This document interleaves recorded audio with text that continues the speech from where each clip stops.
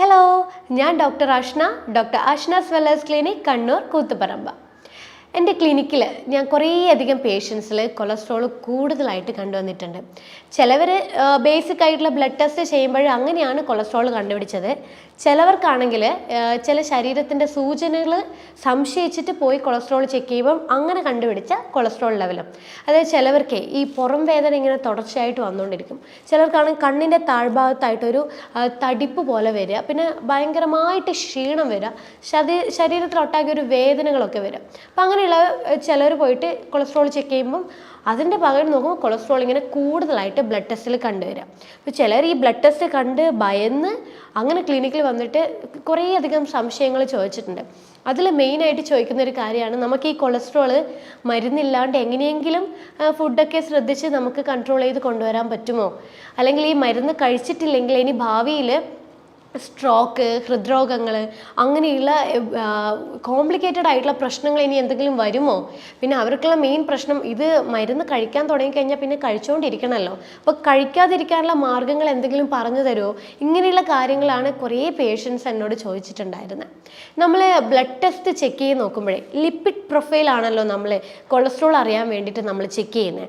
അതിൽ നമ്മൾ കാണും total cholesterol, triglyceride, HDL, LDL, VLDL, ഇങ്ങനെ ഓരോ ടൈപ്പ് കൊളസ്ട്രോളിൻ്റെ മെഷർമെൻറ്റ് അളവിനെയാണ് അതിൽ കാണിച്ചു തരിക. അപ്പോൾ നമ്മൾ നോക്കുമ്പം ഇതിൽ ട്രൈഗ്ലിസറൈഡ്, നമ്മൾ പറയുന്നില്ലേ ചീത്ത കൊളസ്ട്രോൾ, നല്ല കൊളസ്ട്രോൾ എന്ന് പറയുന്നില്ലേ, അതിൽ ചീത്ത കൊളസ്ട്രോൾ എന്ന് പറയുന്നതാണ് ട്രൈഗ്ലിസറൈഡും LDL എന്ന് പറയുന്ന കൊളസ്ട്രോളും. അതായത് നമ്മൾ ശരീരത്തിലേക്ക് വരുന്ന കൊഴുപ്പിൻ്റെ അളവ് എത്രത്തോളം കൂടുതലാണ്, ഇപ്പം നമ്മൾ കഴിക്കുന്ന ഫുഡ് എത്ര ക്വാണ്ടിറ്റിയിൽ കൂടുതലാണോ, അതായത് കൊഴുപ്പ് ഉണ്ടാക്കുന്ന ഫുഡുകൾ നമ്മൾ എന്തോരം കഴിക്കുന്നുണ്ടോ അതിൻ്റെ കണക്കിന് നമ്മുടെ ശരീരത്തിലെ ഇൻസുലിൻ എന്ന് പറയുന്ന ഹോർമോൺ ഉണ്ടാക്കുന്ന കൊളസ്ട്രോളാണ് ട്രൈഗ്ലിസറൈഡ് എന്ന് പറയുന്ന ഒരു കൊളസ്ട്രോൾ. അപ്പോൾ ഇത് കൂടിക്കഴിഞ്ഞാൽ നമുക്ക് നമ്മുടെ ശരീരത്തിൽ കൊഴുപ്പ് അടിഞ്ഞു കൂടാനുള്ള ചാൻസസ് ഉണ്ട്.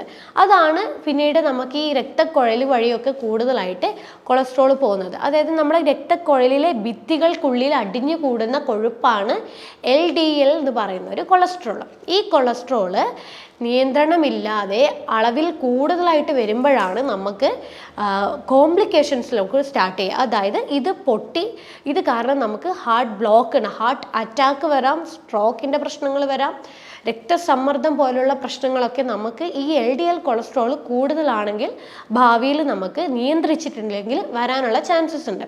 അപ്പോൾ ഈ LDL എന്ന് പറയുന്ന ഒരു കൊളസ്ട്രോൾ നമ്മൾ എങ്ങനെ നമുക്കിത്, എന്തുകൊണ്ടാണ് നമുക്ക് LDL എന്ന് പറയുന്ന ഒരു കൊളസ്ട്രോൾ കൂടുന്നത്? നമ്മളുടെ LDL നിയന്ത്രിക്കുന്ന ഒരു കൊളസ്ട്രോളാണ് നല്ല കൊളസ്ട്രോൾ എന്ന് പറയുന്ന ഒരു HDL എന്ന് പറയുന്ന കൊളസ്ട്രോൾ. അപ്പോൾ ഈ HDL നമ്മൾ ബ്ലഡ് ടെസ്റ്റിൽ നോക്കുമ്പം ചിലർക്ക് 45 താഴോട്ടായിരിക്കും, 40 താഴോട്ടൊക്കെ ആയിരിക്കും. ശരിക്കും നമുക്ക് HDL നമുക്ക് കൂടുതലായിട്ട് വേണം നമ്മുടെ ശരീരത്തിൽ. HDL കൂടുതലായിട്ടുണ്ടെങ്കിൽ മാത്രമേ, അതായത് 40 മുകളിലോട്ട് വന്നു കഴിഞ്ഞാൽ മാത്രമേ നമ്മൾ ബ്ലഡ് ടെസ്റ്റിൽ കാണുന്നുള്ളൂ. അതിൻ്റെ റേഞ്ച് നമുക്ക് കാണാമല്ലോ. അപ്പോൾ 40 മുകളിലോട്ട് വരുന്ന HDL ആണ് ശരീരത്തിന് ആവശ്യമുള്ളത്.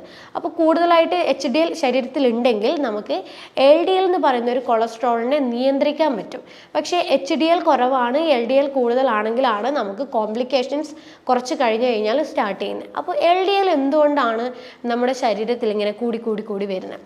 ഈ കൊളസ്ട്രോൾ എന്ന് പറയുന്നതിൻ്റെ മെയിൻ കാര്യം നമ്മുടെ ജീവിതശൈലിയിൽ ഉണ്ടാവുന്ന മാറ്റങ്ങളാണ്. അതായത് നമ്മുടെ ഭക്ഷണ ക്രമീകരണത്തിൽ ഉണ്ടാവുന്ന എന്തെങ്കിലും ഒരു മാറ്റങ്ങൾ, അല്ലെങ്കിൽ നമ്മൾ കൃത്യമായി വ്യായാമം ചെയ്യാതിരിക്കുക, അങ്ങനെയുള്ള ചില കാര്യങ്ങൾ കൊണ്ട് നമുക്ക് കൊളസ്ട്രോൾ കൂടാനുള്ള ചാൻസസ് ഉണ്ട്. അപ്പോൾ നമ്മൾ ഈ ഭക്ഷണത്തിൻ്റെ അകത്ത് ഈ സാച്ചുറേറ്റഡ് ആയിട്ടുള്ള ഫാറ്റ് അടങ്ങിയ ഫുഡുകൾ, അതായത് ഈ പാം ഓയിൽ, സൺഫ്ലവർ ഓയിൽ, ഇങ്ങനെയുള്ള ഓയിൽസ് നമ്മൾ കൂടുതൽ യൂസ് ചെയ്യുന്നവരാണെങ്കിൽ അവരുടെ ശരീരത്തിൽ സാച്ചുറേറ്റഡ് ആയിട്ടുള്ള ഫാറ്റ് കൂടുതലായിട്ട് വരും. അതുപോലെ ഈ ജങ്ക് ഫുഡ്സ്, ഓയിലി എണ്ണയിൽ വറുത്ത് പൊരിച്ച ഭക്ഷണങ്ങൾ, ഇങ്ങനെയുള്ള ഭക്ഷണങ്ങൾ കഴിക്കുമ്പോഴാണ് ശരീരത്തിലേക്ക് സാച്ചുറേറ്റഡ് ആയിട്ടുള്ള ഫാറ്റ് കൂടുതലായിട്ട് വരിക. ഇത് നമുക്ക് LDL എന്ന് പറയുന്ന ഒരു കൊളസ്ട്രോൾ കൂടാനുള്ള ചാൻസസ് ഉണ്ട്. അതുപോലെ നമ്മൾ മദ്യപിക്കുന്ന ഒരു വ്യക്തിയാണെങ്കിൽ നമുക്ക് LDL എന്ന് പറയുന്ന ഒരു കൊളസ്ട്രോൾ കൂടാം. അതുപോലെ നമുക്ക് വ്യായാമമൊന്നുമില്ല, ഇപ്പം നമ്മൾ ദിവസവും 3 നേരം കലോറി അടങ്ങിയ അല്ലെങ്കിൽ അന്നജം കൂടുതലായിട്ടുള്ള ഭക്ഷണങ്ങൾ കഴിച്ചു കഴിഞ്ഞാൽ അതെന്ത് ചെയ്യും, നമ്മുടെ ശരീരം അത് എനർജി ആക്കിയിട്ടാണ് മാറ്റുക. അപ്പോൾ നമുക്ക് കൃത്യമായിട്ട് വ്യായാമം ഇല്ലാതിരിക്കുമ്പോൾ നമ്മുടെ ശരീരത്തിൽ ഈ നമ്മൾ അന്നജം വഴി ഉള്ളിലേക്ക് എത്തിയ ഗ്ലൂക്കോസ് അത് ഉപയോഗിക്കാതെ എനർജിയാക്കി മാറ്റി ഉപയോഗിക്കാതെ വരുമ്പോഴത് ഫാറ്റായിട്ട് അടിഞ്ഞുകൂടും. അപ്പോൾ നമുക്ക് എന്തുണ്ടാവാം, നമുക്ക് ഈ രക്തക്കുഴൽ വഴിയൊക്കെ ഈ ഫാറ്റ് പോകാനുള്ള ചാൻസസ് ഉണ്ട്. അത് കാരണം നമുക്ക് LDL കൂടാം. LDL കാരണം നമുക്ക് ഭാവിയിൽ ഇതുപോലെയുള്ള ഹൃദ്രോഗങ്ങൾ വരാനുള്ള ചാൻസസും ഉണ്ട്. അതുപോലെ നമുക്ക് ചില മരുന്നുകളുടെ ഉപയോഗം കൊണ്ട് നമുക്ക് കൊളസ്ട്രോളിൻ്റെ അളവ് കൂടാം. ചിലവർ ഈ BP-യുടെ മരുന്ന് എടുക്കുന്നവർക്ക്, തുടർച്ചയായിട്ട് BP-യുടെ മരുന്ന് എടുക്കുന്നവർക്ക് കൊളസ്ട്രോൾ കൂടാനുള്ള ചാൻസസ് ഉണ്ട്. അതുപോലെ ചില ആരോഗ്യ പ്രശ്നങ്ങൾ കൊണ്ട്, അതായത് നമുക്ക് തൈറോയിഡിൻ്റെ പ്രശ്നങ്ങൾ കൊണ്ടോ പ്രമേഹത്തിൻ്റെ പ്രശ്നങ്ങളൊക്കെ കൊണ്ടുള്ളവർക്ക് കൊളസ്ട്രോൾ കൺട്രോൾ ഇല്ലാതെ വരാനുള്ള ചാൻസസ് ഉണ്ട്.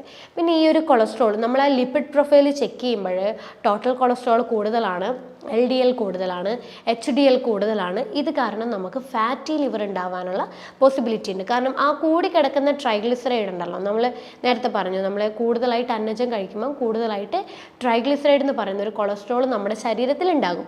അപ്പം ഇത് കൂടുതലായിട്ട് നിന്ന് കഴിഞ്ഞാൽ അത് നമ്മുടെ ലിവറിൽ കെട്ടിക്കിടക്കാനും അത് ഫാറ്റി ലിവർ ആവാനുള്ള ചാൻസസ് ഉണ്ട്.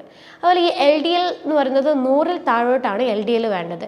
പക്ഷേ ഇതൊരു 130, 140 റേഞ്ച്, 160 വരെയൊക്കെ പോകുന്നത് വലിയ പ്രശ്നമില്ല. പക്ഷേ ഇത് 200-ന് മുകളിലോട്ട് വരുമ്പോഴാണ് ശരിക്കും LDL സംബന്ധിച്ചിട്ടുള്ള കോംപ്ലിക്കേഷൻസ് കാര്യങ്ങളൊക്കെ നമുക്ക് വരുന്നത്. കൊളസ്ട്രോൾ ഉള്ളവർക്ക് മരുന്നുകളുടെ ഉപയോഗമില്ലാതെ എങ്ങനെ നമുക്ക് കൊളസ്ട്രോൾ നിയന്ത്രിക്കാം, LDL കൊളസ്ട്രോൾ ആയാലും ട്രൈഗ്ലിസറൈഡ് എന്ന് പറയുന്ന കൊളസ്ട്രോൾ ആയാലും എങ്ങനെ നമുക്ക് നിയന്ത്രിക്കാം? അത് ഭക്ഷണത്തിൽ ഉണ്ടാകുന്ന മാറ്റങ്ങൾ വെച്ച് നമുക്ക് നിയന്ത്രിക്കാൻ പറ്റും. അതുപോലെ നമ്മളെ എക്സസൈസ് കാര്യങ്ങളൊക്കെ ശ്രദ്ധിച്ചുകൊണ്ട് നിയന്ത്രിക്കാൻ പറ്റും. ഇങ്ങനെയുള്ള കാര്യങ്ങളൊക്കെ വെച്ച് നമുക്ക് എങ്ങനെ നമ്മുടെ കൊളസ്ട്രോൾ നിയന്ത്രിക്കാം? അപ്പോൾ നമ്മൾ ആദ്യം ഭക്ഷണത്തിൽ എന്തൊക്കെ കാര്യങ്ങൾ നമ്മൾ ഉൾപ്പെടുത്തണം, എന്തൊക്കെ കാര്യങ്ങൾ നമ്മൾ ഒഴിവാക്കണം? ഇത് എല്ലാവർക്കും, കൊളസ്ട്രോൾ ഉള്ള എല്ലാവർക്കും കോമൺ ആയിട്ട് ഉണ്ടാകുന്ന ഒരു ഡൗട്ടാണ്. അപ്പോൾ നമ്മൾ എന്തൊക്കെ ഉൾപ്പെടുത്തണം എന്നുള്ളത് ഞാൻ ആദ്യം പറഞ്ഞുതരാം. അപ്പോൾ നമ്മൾ എപ്പോഴും ആദ്യം ചിന്തിക്കേണ്ട ഒരു കാര്യം ധാന്യങ്ങളെ കുറിച്ചാണ്. കാരണം ധാന്യങ്ങളാണ് നമ്മുടെ ശരീരത്തിൽ പെട്ടെന്ന് കൊളസ്ട്രോൾ കൂട്ടുന്ന ഭക്ഷണങ്ങൾ. അപ്പോൾ നമ്മൾ ധാന്യങ്ങളിൽ നമ്മളെപ്പോഴും തവിടോട് കൂടിയുള്ള ധാന്യങ്ങൾ കഴിക്കാൻ വേണ്ടിയിട്ട് കഴിക്കുക. തവിടോട് കൂടിയുള്ള അരി, അതുപോലെ ഓട്സിലാണെങ്കിൽ steel cut oats, rolled oats പോലുള്ള ഓട്സുകൾ കഴിക്കുക. അതുപോലെ തവിടോട് കൂടിയുള്ള ഗോതമ്പ്, അപ്പോൾ അതുപോലെ പരിപ്പ് വർഗ്ഗങ്ങൾ മുളപ്പിച്ചിട്ട്. അപ്പോൾ ഈ പറയുന്ന ധാന്യങ്ങൾ നമുക്ക് കൊളസ്ട്രോൾ ഉള്ളവർക്ക് ചെറിയ അളവിൽ ദിവസവും നമുക്ക് ഉൾപ്പെടുത്താൻ പറ്റും. കാരണം ഇതിൽ നല്ല പോലെ സോലിബിൾ ഫൈബർ അടങ്ങിയിട്ടുണ്ട്. ഈ സോലിബിൾ ഫൈബർ നമ്മുടെ ശരീരത്തിലെ കൊളസ്ട്രോൾ, LDL എന്ന് പറയുന്ന ഒരു ചീത്ത കൊളസ്ട്രോളിനെ നിയന്ത്രിക്കാനും HDL എന്ന് പറയുന്ന ഒരു കൊളസ്ട്രോളിനെ കൂട്ടാനും അതുപോലെ ഇൻസുലിൻ റെസിസ്റ്റൻസ് നിയന്ത്രിക്കാനും വേണ്ടിയിട്ട് സഹായിക്കും. അതുപോലെ ഈ തവിടോട് കൂടിയുള്ള ധാന്യത്തിൽ വൈറ്റമിൻസും ഉണ്ട്, മിനറൽസും ഉണ്ട്. അത് നല്ലതാണ്, നമ്മുടെ ശരീരത്തിനെ ന്യൂട്രീഷൻ വെച്ച് നറിഷ് ചെയ്യുകയാണ് ചെയ്യുന്നത്. അതുകൊണ്ട് എപ്പോഴും നമ്മൾ കഴിക്കുമ്പോൾ തവിടോട് കൂടിയുള്ള ഭക്ഷണങ്ങൾ കഴിക്കുക. ഫ്രൂട്ട്സിൽ നമുക്ക് കൊളസ്ട്രോൾ കുറയാൻ വേണ്ടിയിട്ട്, അതായത് ചീത്ത കൊളസ്ട്രോൾ ആയിട്ടുള്ള LDL കൊളസ്ട്രോൾ കുറയാൻ വേണ്ടിയിട്ട് ഉൾപ്പെടുത്താൻ പറ്റുന്ന ഒന്നാണ് ആപ്പിൾ. ഈ ആപ്പിളിൽ പോളിഫിനോൾ എന്ന് പറയുന്നൊരു കണ്ടൻറ് ഉണ്ട്. ഈ ഒരു കണ്ടൻറ് നമ്മുടെ ശരീരത്തിലെ ചീത്ത കൊളസ്ട്രോൾ കുറയാൻ വേണ്ടിയിട്ട് വളരെ നല്ലതാണ്. അപ്പോൾ നമ്മൾ ആപ്പിൾ ഒരു ദിവസം 2 ആപ്പിൾ വെച്ച് കഴിക്കും. അതൊരു നേരത്തെ ഭക്ഷണമാക്കിയിട്ട് തന്നെ നമ്മൾ മാറ്റുക, അല്ലാതെ ഇടവിട്ട സമയങ്ങളിലല്ല. ഒരു നേരത്തെ ഭക്ഷണമാക്കി മാറ്റുവാണെങ്കിൽ കൊളസ്ട്രോൾ കുറയാൻ വേണ്ടിയിട്ട് വളരെ നല്ലതാണ്. അതുപോലെ നമ്മൾ സിട്രസ് ആയിട്ടുള്ള ഫ്രൂട്ട്സ്, അതായത് ഓറഞ്ച്, മുസമ്പി, പൈനാപ്പിൾ, മുന്തിരി പോലത്തെ സിട്രസ് ഫ്രൂട്ട്സ് ഉൾപ്പെടുത്തുന്നതും ബെറീസ് അങ്ങനെയുള്ള ഫ്രൂട്ട്സൊക്കെ നമുക്ക് ഉൾപ്പെടുത്തുന്നത് കൊളസ്ട്രോൾ കുറയാൻ വേണ്ടിയിട്ട് വളരെ നല്ലതാണ്. പിന്നെ നമുക്ക് ഉൾപ്പെടുത്താൻ പറ്റുന്നതാണ് നട്ട്സും സീഡ്സും. ഈ നട്ട്സ് സീഡ്സ് എന്ന് പറയുമ്പോൾ ആൽമണ്ട്, കാൽഷ്യൂസ്, ബദാം. നമുക്ക് പേടിയാണ് ശരിക്കും ഈ അണ്ടിപ്പരിപ്പ് കഴിക്കാൻ പറ്റുമോ, കൊളസ്ട്രോൾ കൂടില്ലേ എന്ന് ചിന്തിക്കുന്നവരുണ്ട്. പക്ഷേ ഈ കാഷ്യൂസ്, നട്ട്സ്, അങ്ങനെയുള്ള എല്ലാ നട്ട്സും സീഡ്സിൻ്റെ അകത്തും അടങ്ങിയിരിക്കുന്നത് മോണോ അൺസാച്ചുറേറ്റഡ് ആയിട്ടുള്ള ഫാറ്റി ആസിഡാണ്. അതായത് നല്ല ഫാറ്റാണ് ഇതിൽ അടങ്ങിയിരിക്കുന്നത്. അതേപോലെ ഒമേഗ 3 ഫാറ്റ്, ഇത് രണ്ടും നല്ല ഫാറ്റുകളാണ്. അപ്പോൾ ഇതുകൊണ്ട് തന്നെ നമുക്കിത് കഴിക്കുന്നത് കൊണ്ട് കൊളസ്ട്രോൾ കൂടില്ല, മറിച്ച് LDL കൊളസ്ട്രോൾ കുറയ്ക്കാനും HDL എന്ന് പറയുന്ന ഒരു നല്ല കൊളസ്ട്രോൾ കൂട്ടാനും വേണ്ടിയിട്ട് നമുക്ക് ഈ ഭക്ഷണം നമുക്ക് കൊളസ്ട്രോൾ കുറയാൻ വേണ്ടിയിട്ട് ഉൾപ്പെടുത്താം. പിന്നെ നമുക്ക് മീനുകളാണ്, അതായത് omega-3 അടങ്ങിയിട്ടുള്ള നല്ല ഫാറ്റ് അടങ്ങിയിട്ടുള്ള മീനുകൾ, നമ്മൾ ചെറിയ ചെറിയ മീനുകൾ, മത്തി, നത്തോലി, അങ്ങനെയുള്ള ചെറിയ ചെറിയ മീനുകളൊക്കെ നമ്മൾ ഉൾപ്പെടുത്തുന്നത് omega-3 ഫാറ്റി ആസിഡ് കൂടാൻ വേണ്ടിയിട്ട് വളരെ നല്ലതാണ്. പിന്നെ നമുക്ക് ഉൾപ്പെടുത്താൻ പറ്റുന്നതാണ് വെണ്ടക്ക. ഈ കൊളസ്ട്രോൾ കുറയാൻ വേണ്ടിയിട്ട് ഏറ്റവും നല്ല സപ്പോർട്ട് ചെയ്യുന്നൊരു വെജിറ്റബിൾ ആണ് വെണ്ടക്ക. അപ്പോൾ ഈ വെണ്ടക്കയിൽ ഒരു മ്യൂസിൻ എന്ന് പറയുന്ന ഒരു കണ്ടന്റ് ഉണ്ട്. ഈ മ്യൂസിൻ നമ്മളുടെ LDL കൊളസ്ട്രോൾ കുറയാൻ വേണ്ടി നല്ലതാണ്. അപ്പോൾ ദിവസവും നമുക്ക് വെണ്ടക്കയുടെ വറവോ അല്ലെങ്കിൽ തോരനോ ആയിട്ട് നമുക്ക് ദിവസവും കഴിക്കുന്നത് കൊളസ്ട്രോൾ കുറയാൻ വേണ്ടിയിട്ട് നല്ലതാണ്. അതുപോലെ അവക്കാഡോ, നമുക്ക് അവക്കാഡോ എന്ന് പറയുന്നത് എല്ലാവർക്കും അറിയാം, ഇതൊരു നല്ലൊരു ഫാറ്റാണ്. അപ്പോൾ ഈ നല്ല ഫാറ്റ് എന്ന് പറയുന്നത് HDL ആണ്. HDL കൂടാൻ വേണ്ടിയിട്ട് നമുക്ക് അവക്കാഡോ ഉൾപ്പെടുത്താം. HDL കൂടുമ്പോൾ LDL താനെ കുറയാൻ വേണ്ടിയിട്ട് സഹായിക്കും. പിന്നെ നമുക്ക് ഉൾപ്പെടുത്താൻ പറ്റുന്നതാണ് extra virgin olive oil. Olive oil നമുക്ക് omega-3 ഫാറ്റി ആസിഡ് റിച്ച് ആയിട്ടുള്ളതായതുകൊണ്ട് തന്നെ LDL കൊളസ്ട്രോൾ കുറയാൻ വേണ്ടിയിട്ട് വളരെ നല്ലതാണ്. അപ്പോൾ നമ്മൾ ഇത് കുക്ക് ചെയ്യാൻ ഉപയോഗിക്കരുത്. സാലഡിൽ നമ്മൾ 1 ടീസ്പൂണ് ഈ ഒലിവ് ഓയിൽ ഉൾപ്പെടുത്തുവാണെങ്കിൽ നമുക്ക് HDL കൂടാനും LDL കുറയാനും വേണ്ടിയിട്ട് വളരെ നല്ലതാണ്.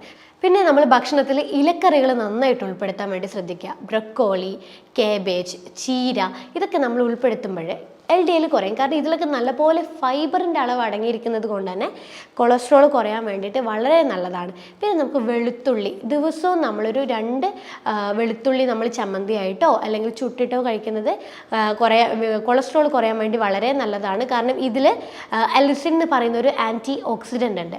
ഈ ആൻറ്റി ഓക്സിഡൻ്റ് കൊളസ്ട്രോൾ കുറയാൻ വേണ്ടിയിട്ട് വളരെ നല്ലതാണ്. അപ്പോൾ ഇത്രയും ഫുഡുകൾ നമ്മൾ LDL കൊളസ്ട്രോൾ അല്ലെങ്കിൽ ചീത്ത കൊളസ്ട്രോൾ കുറയാൻ വേണ്ടിയിട്ട് നമുക്ക് ഭക്ഷണത്തിൽ ഉൾപ്പെടുത്താവുന്നതാണ്. നമ്മൾ ഒഴിവാക്കേണ്ട ഭക്ഷണങ്ങളാണ് ഈ വൈറ്റ് റൈസ് നമ്മൾ പൂർണ്ണമായിട്ട് ഒഴിവാക്കുക, പഞ്ചസാര പൂർണ്ണമായിട്ട് ഒഴിവാക്കുക, ഓയിലി ആയിട്ടുള്ള ഭക്ഷണങ്ങൾ, ജങ്ക് ഫുഡ് കാര്യങ്ങളൊക്കെ നന്നായിട്ട് ഒഴിവാക്കാൻ വേണ്ടിയിട്ട് ശ്രദ്ധിക്കുക. പിന്നെ നമ്മൾ നന്നായിട്ട് വർക്കൗട്ട് ചെയ്യുക അല്ലെങ്കിൽ എക്സസൈസ് ചെയ്യുക.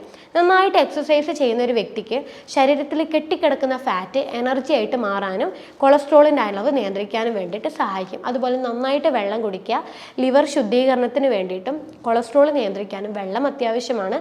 നന്നായിട്ട് വെള്ളം ഉൾപ്പെടുത്താൻ വേണ്ടിയിട്ട് ശ്രദ്ധിക്കുക. അപ്പോൾ ഇത്രയും ഭക്ഷണ കാര്യങ്ങൾ നിങ്ങൾ ശ്രദ്ധിക്കുകയാണ്, ഇത്രയും ജീവിതശൈലി നിങ്ങൾ മാറ്റങ്ങൾ വരുത്തുമ്പം തന്നെ നിങ്ങളുടെ കൊളസ്ട്രോൾ താനെ നോർമൽ ലെവലിലോട്ടേക്ക് വരാൻ തുടങ്ങും. പിന്നെ നമുക്ക് വീട്ടിൽ വെച്ചിട്ട് ഒരു ഹോം റെമഡി പോലെയായി നമുക്ക് കൊളസ്ട്രോൾ എങ്ങനെ കുറക്കാം എന്നുള്ളത് നോക്കാം. അതിന് വേണ്ടത് നമ്മൾ ഒരുവിധ ആൾക്കാർക്ക് ഇതിനെക്കുറിച്ച് അറിയാം. അതായത് നമുക്ക് വേണ്ടത് ആര്യവേപ്പിലയും മഞ്ഞളുമാണ്. അപ്പോൾ 1 തണ്ട് ആര്യവേപ്പിലയും ചെറിയൊരു കഷ്ണം മഞ്ഞൾ നമ്മൾ അരച്ച് ഒരു നെല്ലിക്ക സൈസിൽ ഉരുട്ടിയെടുത്തിട്ട് ഇത് നമ്മൾ രാവിലെയും വൈകുന്നേരവും ഭക്ഷണത്തിന് മുന്നേ ആയിട്ട് കഴിക്കുന്നത് കൊളസ്ട്രോളിൻ്റെ അളവ് നല്ലപോലെ കുറയാൻ വേണ്ടിയിട്ട് വളരെ എഫക്റ്റീവാണ്. രണ്ടാമതായിട്ട് നമുക്ക് ചെയ്യാൻ പറ്റുന്ന കാര്യമാണ് നെല്ലിക്ക. ഒരു 1-2 നെല്ലിക്ക, ഒരു ചെറിയ കഷ്ണം ഇഞ്ചിയും ഒരു നുള്ളി ഇന്ദുപ്പും കൂടി നമ്മൾ നന്നായിട്ട് മിക്സിയിൽ കുറച്ച് വെള്ളം ഒഴിച്ച് അടിച്ച് 1 ഗ്ലാസ് വെള്ളം നമ്മൾ രാവിലെ വെറും വയറ്റിൽ കുടിക്കുന്നത് കൊളസ്ട്രോൾ കുറയാൻ വേണ്ടിയിട്ട് വളരെ എഫക്റ്റീവാണ്. അപ്പോൾ ഇത്രയും കാര്യങ്ങൾ നിങ്ങൾ ഒരുമിച്ച് ശ്രദ്ധിക്കുവാണെങ്കിൽ നിങ്ങൾ LDL കൂടിയിരിക്കുന്നത് കുറയും, ട്രൈഗ്ലിസറൈഡ് നോർമൽ ആവാൻ തുടങ്ങും, HDL കൂടാൻ തുടങ്ങും, ടോട്ടൽ കൊളസ്ട്രോൾ നോർമൽ ആവാൻ തുടങ്ങും. അപ്പം ഈ കാര്യങ്ങളൊക്കെ ശ്രദ്ധിച്ച് നല്ലൊരു ജീവിതശൈലി നിങ്ങൾ നിലനിർത്തി കൊണ്ടുപോവുകയാണെങ്കിൽ നിങ്ങൾക്ക് കൊളസ്ട്രോൾ ഇല്ലാതെ കൊളസ്ട്രോൾ കാരണം ഉണ്ടാവുന്ന കോംപ്ലിക്കേഷൻസ് ഒക്കെ ഒഴിവാക്കി കൊണ്ടുപോകാനും സാധിക്കും. അപ്പോൾ അടുത്തൊരു ഹെൽത്ത് ടോപ്പിക്കുമായിട്ട് അടുത്ത വീഡിയോയിൽ കാണാം. അതുവരേക്കും ബൈ.